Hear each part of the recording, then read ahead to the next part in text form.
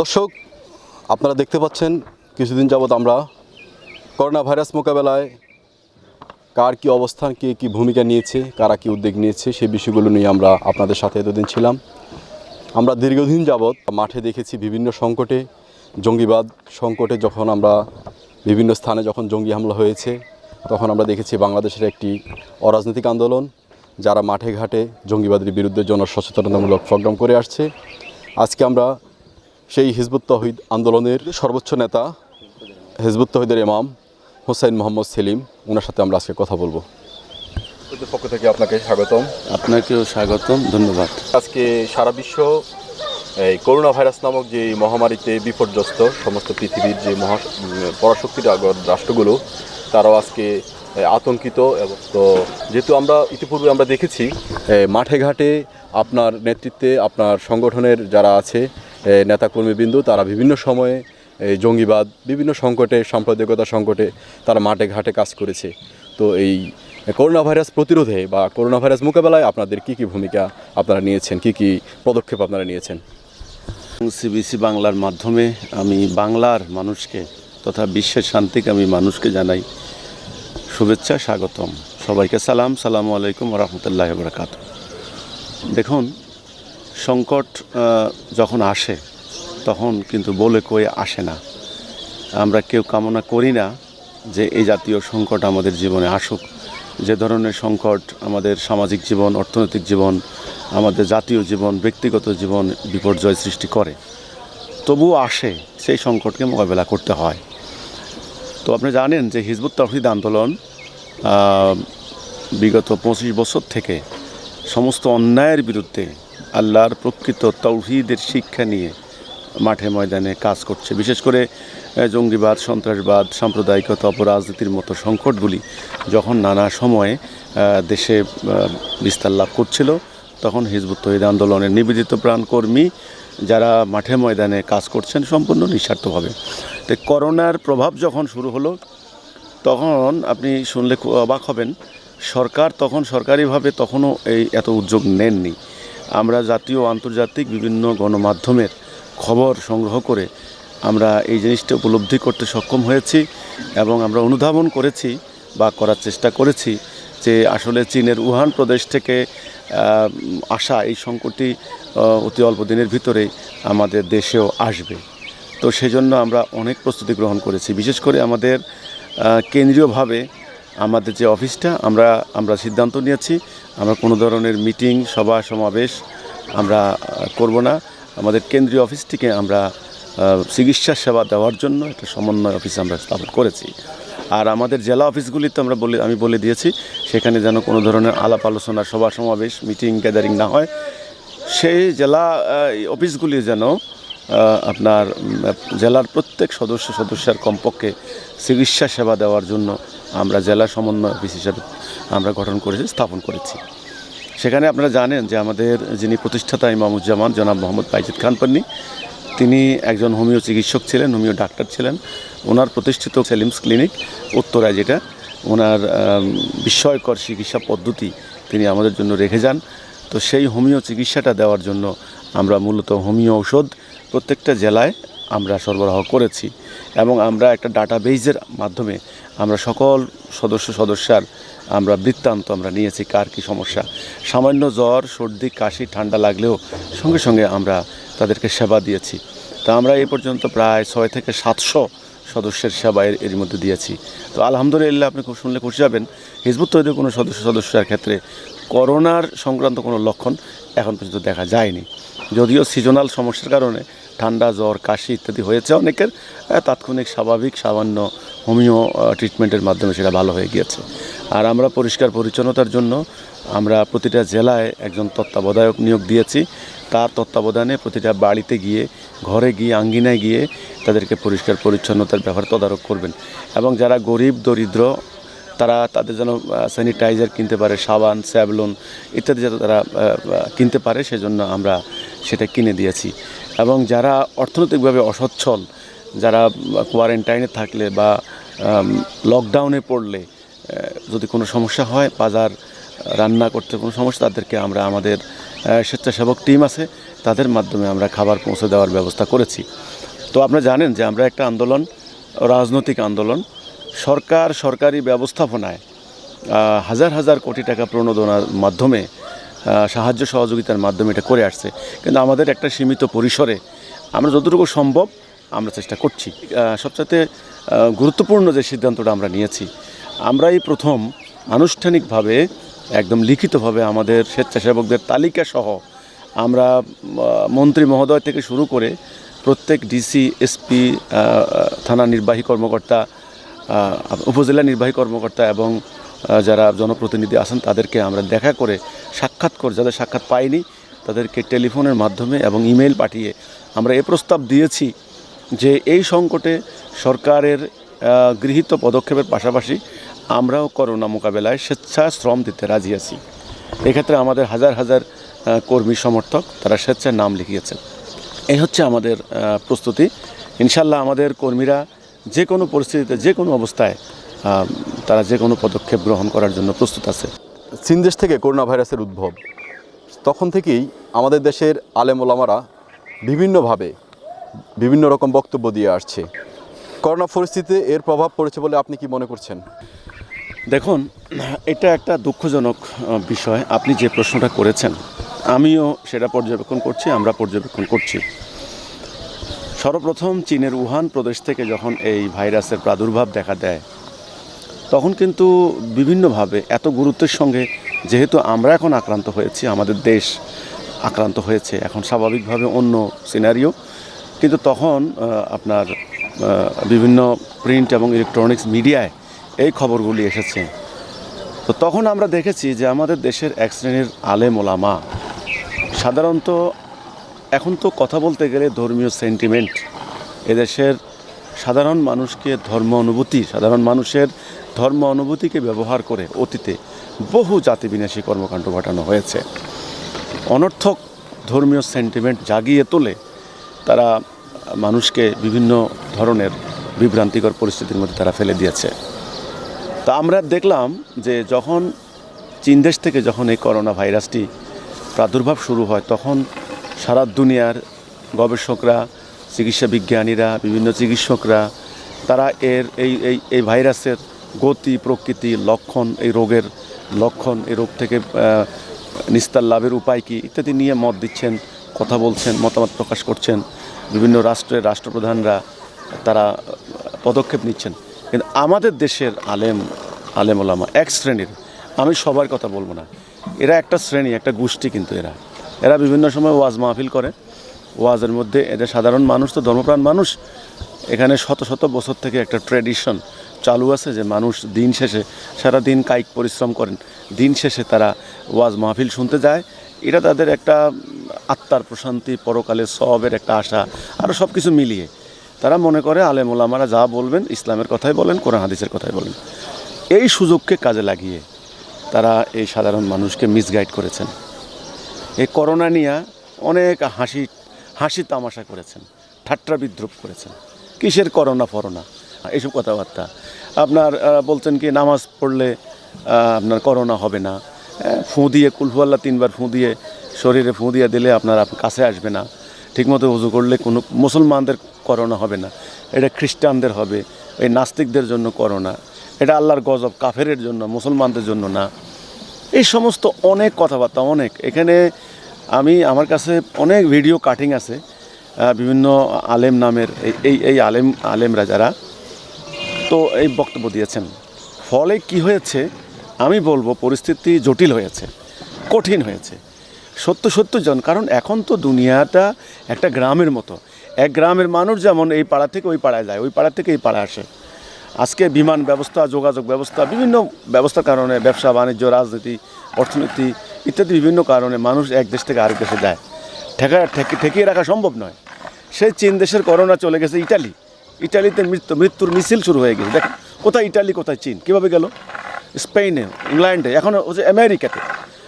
195টি স্বাধীন রাষ্ট্র, প্রায় 200টি, এর মধ্যে টেরিটোরিয়াল স্টেটগুলি হিসাব করলে প্রায় 220টির মতো আমি গতকালকে সর্বশেষ যেটা জানলাম আক্রান্ত হয়েছে।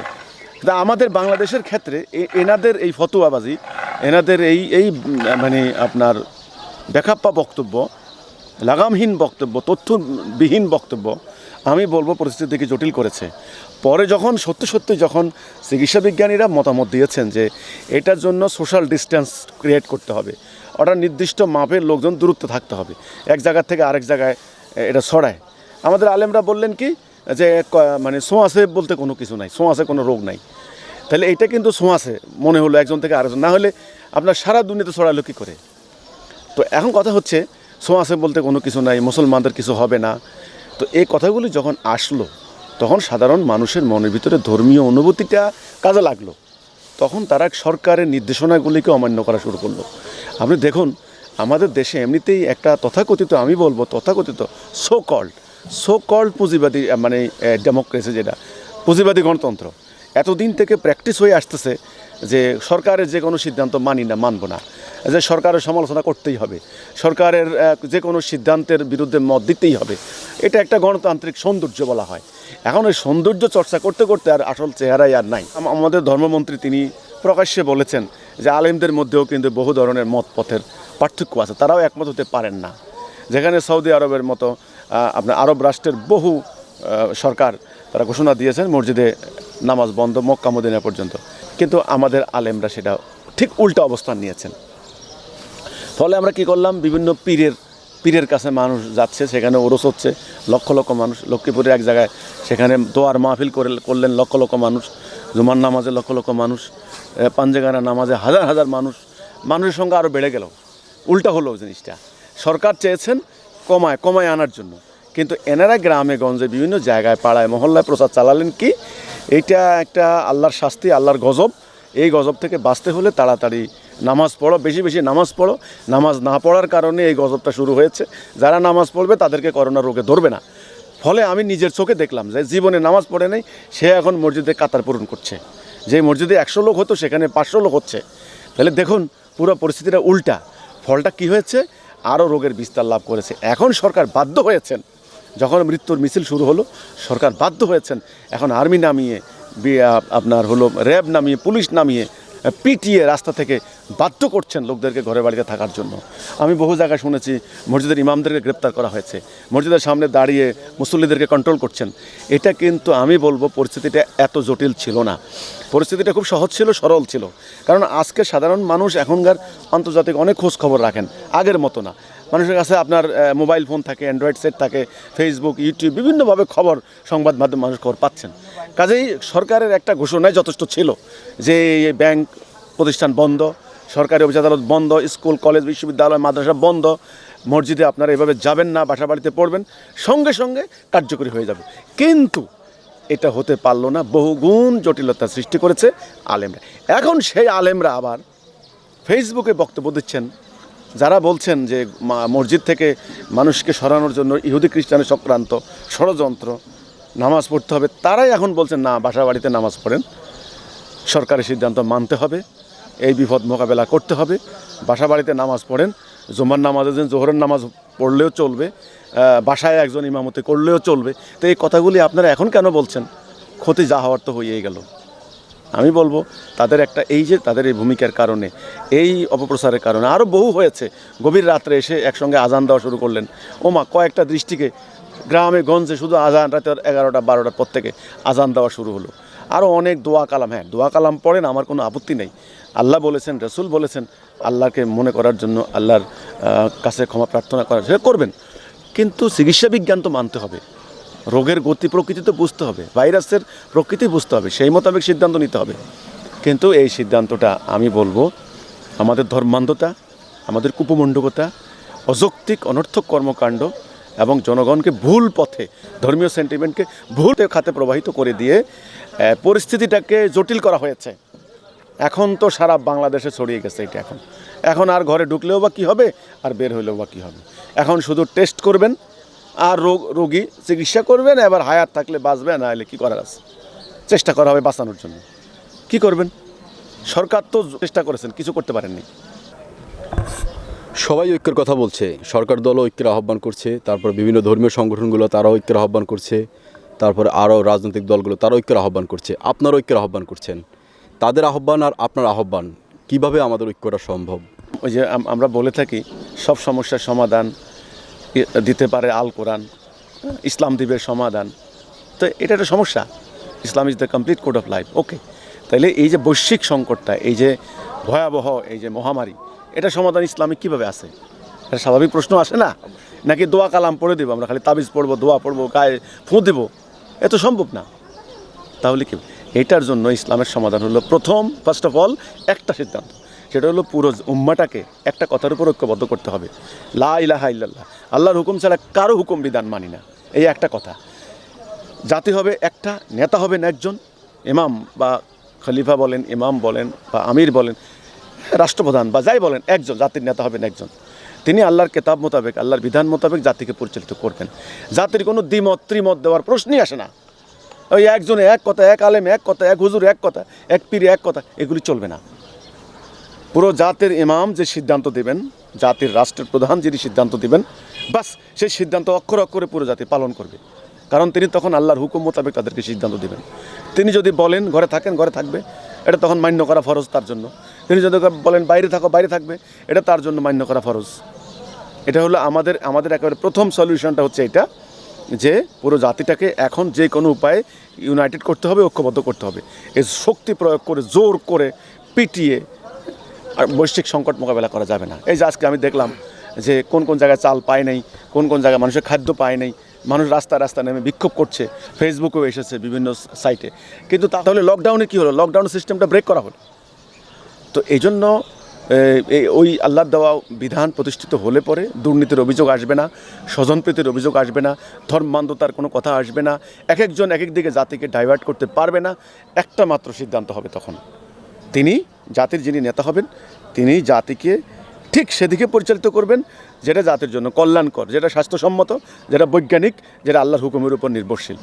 সোজা কথা, এটাই হলো একমাত্র করণীয়, আর কোনো করণীয় নাই। আমাদের প্রস্তাবনা হচ্ছে এইটা। তারা যে আহ্বান করছেন, তারা কিসের দিকে আহ্বান করছেন? রাজনৈতিক দলগুলি ঐক্যের কথা বলছেন, তো এটা তো ঐক্যবদ্ধ করতে ওনারা পারবেন না, কারণ ওনাদের কাছে সেই সঠিক আদর্শ নাই। ওনারা যে জীবন দর্শনটা, যে জীবন ব্যবস্থাটা প্র্যাকটিস করে করে এতদিন রাজনীতি করেছেন, পাশ্চাত্য যে গণতান্ত্রিক ব্যবস্থা, এটা তো ব্যর্থতায় পর্যবসিত হয়েছে। এটা তো এখন পচনশীল না, কেবল এটা পচে গেছে। এটার এই টেস্ট মানুষ নিয়ে গেছে, এই তিক্ত ফল আর মানুষ খাবে না। এখন ওই পথে মানুষ আসবে না, কারণ এটা সিস্টেমটাই হলো মেন। আমরা যে ঐক্যের কথা বলছি, এটা হচ্ছে চিরন্তন, শাশ্বত, যেটা সকল নবী রাসূলরা এই কথার উপর ঐক্য করেছেন। শেষ নবী এই কথার উপর ঐক্য করেছেন, সেটা হচ্ছে তাওহীদ লা ইলাহা ইল্লাল্লাহ মুহাম্মাদুর রাসূলুল্লাহ, আন্ডার অ্যান আমব্রেলা, একটা ছাতার নিচে ঐক্যবদ্ধ হওয়া, একটা প্ল্যাটফর্মে। সেটা হলো তাওহীদ, একটা কথার উপরে, আল্লাহর হুকুম বিধান ছাড়া কারো হুকুম বিধান মানি না। আপনি, আমি, ও, সে, তিনি, তারা, এরা সবাই মিলে একটা কথার উপরে, তাওহীদ। এই ছাড়া ঐক্যের সূত্র কারো কাছে নাই। কাজে আমরা যে ঐক্যের দিকে ডাক দিচ্ছি, এটা হচ্ছে চিরন্তন, শাশ্বত, সনাতন, যেটা কাইয়েমা সকল নবী রাসূলরা যেটা করেছেন, আমরা সেদিকে করছি। ইনশাল্লাহ যদি ঐক্যবদ্ধ হয় মানব জাতি, এই একটা কথার উপর হবে। এই ছাড়া কোনো আদর্শ, কোনো পথ, কোনো মত, কোনো কিছুর উপর ঐক্যবদ্ধ হওয়ার সম্ভাবনা নাই, এবং সেটা আদৌ সম্ভব নয়। বলে দেখেন, আলহামদুলিল্লাহ একটা চমৎকার কান্ট্রি আমাদের, একটা চমৎকার এই বদ্বীপ অঞ্চলটা। আপনি যদি অ্যানালাইসিস করেন ভৌগোলিক দিক থেকে, যে এখানের মাটি কিন্তু উর্বর, যে বীজ ফালান সেখানে হচ্ছে। উন্নত রাষ্ট্রগুলি, যে আপনি বললেন যে করোনা মোকাবেলায় তারা ধরাশায়ী, তারা আতঙ্কগ্রস্ত, তারা কোয়ারেন্টাইনের চাপে অনেক আত্মহত্যা পর্যন্ত করছে। কিন্তু আমাদের বাংলাদেশে আমরা পারতাম যদি আমাদের এখানে মানুষগুলো কিন্তু পরিশ্রমী, এখানে তারুণ্য শক্তি বিশাল, কোটি কোটি তরুণী, যারা 1 কোটির উপরে সারা দুনিয়াতে তারা আয় ইনকাম করে বাংলাদেশে পাঠাচ্ছে। অর্থাৎ পরিশ্রমী আমাদের মানুষগুলি, এবং জমিন মাটি, আমাদের এই নদ নদী, খাল বিল, আমাদের চাষাবাদ, আমাদের উর্বর জমি ইত্যাদি সব মিলিয়ে আমরা যে কোনো সংকট, যেহেতু আমরা অতীতে বড় বড় প্রাকৃতিক দুর্যোগ মোকাবেলা করেছি, আমরা পারতাম, এখনও আমরা পারি। কিন্তু কন্ডিশন কিন্তু একটা, রাজনৈতিক যে আপনার ধান্দাবাজের রাজনীতি, এটা বন্ধ করতে হবে, এক। আর ধর্মের নামে এই যে ফেরকাবাজি, ফেরকা, মাযহাব, তরিকা, দল, উপদল, এক একজন এক এক দিকে জাতিকে পরিচালিত করছেন, ফতোয়া দিয়ে মানুষের ধর্মীয় অনুভূতিকে এক এক দিকে নিয়ে যাচ্ছেন। আপনার সরকার বলছেন ঘরে থাকো, এরা বলছেন বাইর হও, সরকার বলছেন নামাজে কম আসো, এরা মসজিদ গ্যাদারিং করছেন। অর্থাৎ এই জিনিসটা, এই যে মতবিরোধ, এই যে গভর্নমেন্টের আদেশ অমান্য করা এবং রাজনৈতিক দুর্বৃত্তায়ন এবং দুর্নীতি, শাসকের উপর শাসিতের আস্থাহীনতা, শাসিতের উপর শাসকের আস্থাহীনতা, ধর্মান্ধ জনগোষ্ঠীর উপরে আপনার এই যে একটা কালো ছায়া ধর্ম ব্যবসায়ীদের, এইটা যদি না থাকে, দ্রুত যদি আমরা এটাকে যদি মিট আপ করতে পারি, এটাকে যদি আমরা সমাধান করতে পারি, তাহলে আমরা করোনা ভাইরাসের মতো এটা মোকাবেলা করা আমি মনে করি জটিল কিছু নয়। শুধুমাত্র একটা সঠিক মানে পদ্ধতিতে আমাদের জাতিটাকে পরিচালিত করতে হবে। এটা দেশপ্রেমের চেতনা উদ্দীপ্ত হয়ে এবং ধর্মীয় চেতনায় উদ্দীপ্ত হয়ে মানবতার কল্যাণে সকলকে যদি মোটিভেট করা যায়, সবাই যদি সহযোগিতা করে একজন আরেকজনকে, ভ্রাতৃত্ব, ঐক্য, রুহামা, দেশপ্রেম ইত্যাদির মাধ্যমে যদি ঐক্যবদ্ধ করা যায় দ্রুত, আমি মনে করি আমাদের জন্য এটা মানে কঠিন হবে না, খুবই সহজ হবে। যেটা অন্যরা পারে নাই সেটা আমরা পারবো ইনশাল্লাহ। করোনা ভাইরাস প্রতিরোধে আমাদের যেই মহাসংকট এখন চলছে, আমরা ইদানিং কিছুদিন আগে মাননীয় প্রধানমন্ত্রী একটা ভাষণে বলেছিলেন, দেশের মানুষের প্রতি তিনি আহ্বান করেছেন যে দেশের 1 ইঞ্চি মাটিও যেন খালি না থাকে, সকলকে চাষাবাদ করার জন্য বলছেন। অতীতে এরকম আহ্বান আমার জানা মতে দৃষ্টিতে আসেনি। আর অতীতের ইতিহাস থেকেও আমরা জানি যে কোনো মহামারীর পরে দুর্ভিক্ষ আসে। এই সংকটে যেহেতু আমাদের অনেকেই যে জিনিসটা বিভিন্ন আমাদের টকশোতে আমরা দেখতেছি, গণমাধ্যম কর্মীগণ বিভিন্ন মিডিয়াতে আসতেছে, একজন এক একভাবে ডাইভার্ট করছে। কেউ বলতেছে মসজিদে আসো, কেউ বলছে আসো না। তো সেই ক্ষেত্রে এই বাংলাদেশের জনসাধারণের প্রতি আপনি হিজবুত তৌহিদের ইমাম হিসাবে আপনার কি আহ্বান থাকবে, কি প্রত্যাশা থাকবে? দেখুন, যে কোনো সংকট, সেটা জাতীয় সংকট হোক আর আন্তর্জাতিক সংকট হোক, সেটা মোকাবেলায় সর্বপ্রথম যেটা করণীয় সেটা হচ্ছে জনগণের ঐক্যবদ্ধ চেতনা, ঐক্যবদ্ধতা। জনগণ যদি ঐক্যবদ্ধ না থাকে, তাদের মানসিক ডিভিশন যদি থাকে, তাদের সে ধরনের অনুভূতি যদি না থাকে, সে ধরনের প্রেরণা না থাকে, সেটা মোকাবেলা করা সম্ভব নয়। আপনারা দেখুন, 71 সালে যখন আপনার পাকিস্তানি শাসক গোষ্ঠী যখন আমাদের দেশের উপরে সংকট চাপিয়ে দিল, তখন কিন্তু আমাদের দেশের জনগণ কিছু লোক বাদে, ব্যতিক্রম বাদে, মোটামুটি একটা বিশাল জনগোষ্ঠী ঐক্যবদ্ধ হয়ে গিয়েছিলেন, ফলে এত বড় সংকট মোকাবেলা করতে পেরেছেন। কিন্তু করোনা ভাইরাস তো একটা দেশের নয়, অঞ্চলের নয়, সারা দুনিয়ার সংকট। এত ভয়াবহ সংকট, এই একটা বলা চলে অদেখা শত্রু, যদিও এখন বিজ্ঞানীরা দেখেই বলছেন। কিন্তু এই শত্রুকে মোকাবেলা করার জন্য দল, মত, ধর্ম, বর্ণ, গোত্র সকল নির্বিশেষে সবাইকে ঐক্যবদ্ধ হওয়া ছাড়া আমি আর কোনো পথ দেখি না। ইসলামের একটা চিরন্তন নীতি যে সকল মোমেন তো ভাই ভাই। যদি আমরা সত্যি আল্লাহ বিশ্বাস করি, রাসূল বিশ্বাস করি, কিতাব বিশ্বাস করি, পরকাল বিশ্বাস করি, তাহলে আমাদেরকে বিশ্বাস করতে হবে যে আমরা যে বলি 90% মুসলমান, আমরা অন্য জাতির কথাও হিসাবের মধ্যে আনি, তারাও কিন্তু আমাদের ভাই, আদম হাওয়ার সন্তান, আল্লাহর সৃষ্টি, আমাদের ভাই। আমরা বলতে পারি না যে হিন্দু, বৌদ্ধ, খ্রিস্টান ওদের করোনা হলে আমাদের কোনো দায় দায়িত্ব নাই, না। এটা ইসলামের একজন খাদেম হিসাবে বা একজন মোমেন হিসাবে একথা বলতে পারে না। কাজেই মুসলমানদের একেবারে আল্লাহর এবং তার রাসূলের নির্দেশনা মোতাবেক, আকীদা মোতাবেক তারা কিন্তু ভাই ভাই। আল্লাহ কোরআনে বলেছেন সমস্ত মোমেন তো ভাই ভাই। এই চেতনা, ঐক্যবদ্ধ চেতনা, এই যে আপনি যে বললেন যে প্রধানমন্ত্রী বলেছেন যে 1 ইঞ্চি মাটির যেন উৎপাদনের আওতার বাইরে না থাকে, আপনারা যদি আমার বক্তব্যগুলি খেয়াল করেন, দেখবেন 2 বছর আগের থেকে কিন্তু আমি এই কথাটা বলেছি যে কোনো একটা জলমহল যেন উৎপাদনের বাইরে না থাকে, কোনো একটা চাষযোগ্য জমি, চাষাবাদযোগ্য জমি 1 ইঞ্চি মাটিও যেন উন্নয়ন উৎপাদনের বাইরে না থাকে। এবং আমাদের আন্দোলনের নীতিমালাই হচ্ছে কেউ যেন বেকার না থাকে, কর্মক্ষম প্রত্যেক নারী পুরুষকে কোনো না কোনো কাজ করতে হবে। কারণ বেকারত্ব একটা অভিশাপ, জাতির জন্য, ব্যক্তির জন্য, পরিবারের জন্য। তো এখন আমার বার্তাটা হচ্ছে এটা আমাদের দেশের জনগণের প্রতি। আমরা যে কথাটা বলে থাকি, আমরা আল্লাহর বান্দা, আল্লাহর খলিফা, আল্লাহর প্রতিনিধি। আমাদের মুখ্য কর্তব্য হচ্ছে আল্লাহর খেলাফত করা, আল্লাহর প্রতিনিধিত্ব করা, আল্লাহর হুকুম মোতাবেক এই দুনিয়াটা পরিচালিত করা। আমরা ভাই ভাই, আমাদের একজনের বিপদ আরেকজনে সাড়া দেব, একজনের সংকটে আরেকজনের সহযোগিতা করব, একজনের দুঃখ আরেকজনে আমরা ভাগাভাগি করে নেব। এটাই আমাদের ইবাদত। যদি আমরা এটা করতে পারি, পরকালে আমরা মুমিন হিসেবে দাঁড়াতে পারবো আল্লাহর সামনে। তো এই ধরনের সংকট আসলেই মানুষের পরীক্ষা, এটাই আল্লাহর পক্ষ থেকে পরীক্ষা। এইটা দিয়েই আল্লাহ পরীক্ষা করেন যে কে কাকে কতটুকু সহযোগিতা করে। আমরা কি স্বার্থপর হব, আত্মকেন্দ্রিক হব, নাকি মানবতার কল্যাণকামী হব? আমরা কি সাহসী হব নাকি আমরা হব কাপুরুষ হব? এখন পরীক্ষা, আমাদের ইমানের পরীক্ষা।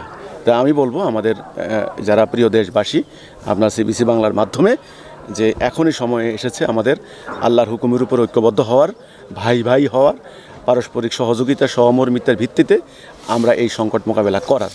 আমাদের চিকিৎসা স্বাস্থ্যবিজ্ঞানীরা কী বলছেন সেটা আমরা যেমন মেনে নেব, আমাদের আল্লাহ রাব্বুল আলামিন কে বলেছেন, আল্লাহর হুকুম বিধান কি আমাদের উপরে, আমরা সেটাও মেনে নেব, কারণ আল্লাহর হুকুম মানাও আমাদের জন্য বাধ্যতামূলক। তো আমরা যদি ঐক্যবদ্ধ হতে পারি, ইনশাআল্লাহ আমরা এটা মোকাবেলা করব। এখন যদি এমন হয় কারো কথা কেউ শুনবো না, কারো কথা কেউ মানবো না, যার যেমন খুশি চলবো, সরকার একটা সিদ্ধান্ত দিবে, আমরা মানি না মানবো না আরেকটা সিদ্ধান্ত, আমাদের আলেমরা দিবেন এক সিদ্ধান্ত, আরেক আলেম দিবেন আরেক সিদ্ধান্ত, জনগণ বলবেন আরেক সিদ্ধান্ত, তাহলে এই মহামারী নয় কেবল, যে কোনো সংকটেই আমরা পর্যদস্ত হব, পরাজিত হব, লণ্ডভণ্ড হয়ে যাব। তো এই দেশবাসীর প্রতি আমার একটাই কথা, যে কোনো মূল্যে যে কোনো উপায় আজকে ঐক্যবদ্ধ হতে হবে একটা মহা সত্যের মধ্যে। সেই কথাটা হচ্ছে লা ইলাহা ইল্লাল্লাহ। আমরা আল্লাহর হুকুম বিধান ছাড়া কারো হুকুম বিধান মানব না। বাস এটাই পারে আমাদেরকে মুক্তি দিতে। কিভাবে পারে সেই রূপরেখা আমরা তুলে ধরেছি। এখানে একটা বিষয় আমরা দেখেছি অতীতে, দীর্ঘদিন যাবতে আপনি বিভিন্ন জনসভাতে, আমরা সোশ্যাল মিডিয়াতে আমরা দেখেছি আপনি একটা সংকটের কথা বলে আসছেন, যে এটাই কি সেই সংকট? দেখুন, আমি যে সংকটের কথা বলেছি এটা এমনিতেই বোঝা যায়। আমি আগে বলে রাখি, এটা কোনো পীর ফকিরের ভবিষ্যৎবাণী নয়, এটা কোনো আপনার অ্যাস্ট্রোলজারের কোনো ভবিষ্যৎবাণী নয়। এটা যারা সমাজ নিয়ে ভাবে, চিন্তা করে, মানুষের বর্তমান বিশ্ব ব্যবস্থা, জনসংখ্যার এই যে বিস্ফোরণ, জনসংখ্যার বিস্ফোরণ, প্রকৃতির উপরে মানুষের যে অবিচার অত্যাচার, আপনার বনাঞ্চল ধ্বংস করে দেওয়া হয়েছে, আপনার নদ নদী খাল বিল ধ্বংস করে দেওয়া হয়েছে, মাটি দূষিত করে দেওয়া হয়েছে, বাতাস দূষিত করা হয়েছে, আপনার সে ভয়াবহ অ্যাটম বোমার পরীক্ষা চালানো হয়েছে, বিশ্বযুদ্ধ ঘটানো হয়েছে, সুদভিত্তিক অর্থনীতির কারণে অর্থনৈতিক অবিচার করা হয়েছে। তো এই সমস্ত অন্যায়, অবিচার, অশান্তি দেখলে পরে রাজনৈতিক দুর্বৃত্তায়ন, ধর্মীয় অন্ধত্ব, কুপমণ্ডুকতা, সাম্প্রদায়িকতা, অন্যায় কর্মকাণ্ড, এগুলি দেখলে যে কোনো সমাজ সচেতন মানুষ একথা বলতে বাধ্য যে বিপর্যয় আসবে। ঠিক সেই কারণেই আমি বলেছি যে বিপর্যয় আসবে, ভয়াবহ বিপর্যয়, রাজনৈতিক বিপর্যয় হবে, মহাযুদ্ধ হবে, মহামারী হবে, মহামারীর পরে দুর্ভিক্ষ হবে, দুর্ভিক্ষ নিয়ে এবার খাদ্য সংকট হবে, অর্থনৈতিক বিপর্যয় ঘটবে, সেটা নিয়ে যুদ্ধ হবে, মহাযুদ্ধ হবে। এটা হলো আপনার ডোমিনো ইফেক্টের মতো, অনেকটা একটার পর একটা পড়তেই থাকবে, একটার প্রভাবে আরেকটা। তো কাজেই সেই দিক থেকে আমি কিন্তু গত কয়েক বছর থেকে কথাটা বলে এসেছি। তো আমি সর্বোপরি কথাটাই বলছি যে এই কথাগুলো মোকাবেলা করার জন্য ঐক্যবদ্ধ চেতনা ছাড়া সম্ভব নয়। আর আপনি যেটা বললেন যে এটাই কি সেটা, আমার তো যথেষ্ট সন্দেহ হচ্ছে। যে আমার মনে হচ্ছে এই মহামারীর প্রভাব অনেক দূর পর্যন্ত যাবে। এটাকে মোকাবেলা করা, অর্থনৈতিকভাবে মোকাবেলা, রাজনৈতিকভাবে মোকাবেলা খুব সহজ হবে না বিশ্ববাসীর জন্য। এটা শেষ পর্যন্ত কোথায় নিয়ে ঠেকে আমার যথেষ্ট সন্দেহ হচ্ছে। এই সভ্যতার পরিবর্তন হয়ে যাবে, সভ্যতার পরিবর্তন হয়ে যাবে, রাজনৈতিক পট পরিবর্তন ঘটবে, বহু রাষ্ট্রের সরকার ব্যবস্থা পর্যদস্ত হয়ে যাবে, পরিবর্তন হয়ে যাবে। হয়তো বহু রাষ্ট্রের সীমানাও মুছে যেতে পারে, বহু ধর্মীয় গোষ্ঠী বিলুপ্ত হয়ে যেতে পারে, বহু রথী মহারথীরা গায়েব হয়ে যাবেন, বহু মানুষ দুনিয়া থেকে চিরতরে হারিয়ে যাবে, বহু আপনজনকে দূরে ঠেলে দিবে, বহু দূরের মানুষকে কাছে নিয়ে আসবে। এই সংকট শেষ পর্যন্ত কত দূর যায় দেখবেন। আমার আশঙ্কা হয় এটাই সেই সংকট, যে সংকটের কথা আমি বলে এসেছি। আল্লাহ আমাদেরকে এই সংকট থেকে হেফাজত করুক, আমি আল্লাহর কাছে দোয়া করি, প্রার্থনা করি। আপনাকে অসংখ্য ধন্যবাদ সিবিসি বাংলাকে আপনার মহামূল্যবান সময় দেওয়ার জন্য। সিবিসি বাংলাকেও ধন্যবাদ, আপনাকেও ধন্যবাদ। সিবিসি বাংলার মাধ্যমে আমি সবাইকে ধন্যবাদ জানাই, এবং এই পরিস্থিতি যেন আমরা মোকাবেলা করতে পারি, আমরা যেন হিজবুত তৌহিদ নিঃস্বার্থভাবে ভূমিকা রাখতে পারি, সেটার জন্য আমি সবার কাছে দোয়া চাই, আমি সহযোগিতা চাই, সবার কাছে দোয়া চাই। আসসালামু আলাইকুম রহমতুল্লাহ বরকাত। ওয়ালাইকুম আসসালাম। দর্শক, আমরা এতক্ষণ কথা বললাম হিজবুত তৌহিদের শীর্ষ নেতা, হিজবুত তৌহিদের ইমাম হুসাইন মোহাম্মদ সেলিম সাহেবের সাথে। তো করোনা সংকট সহ আরও নানান সংকট মোকাবেলায় তিনি দীর্ঘক্ষণ আমাদের সাথে বিভিন্ন আলোচনা করেছেন। তো আপনারা যারা আমাদের সাথে ছিলেন দর্শক, আপনাদেরকে অসংখ্য ধন্যবাদ। আমি জিল্লুর রহমান মানিক, সিবিসি বাংলা।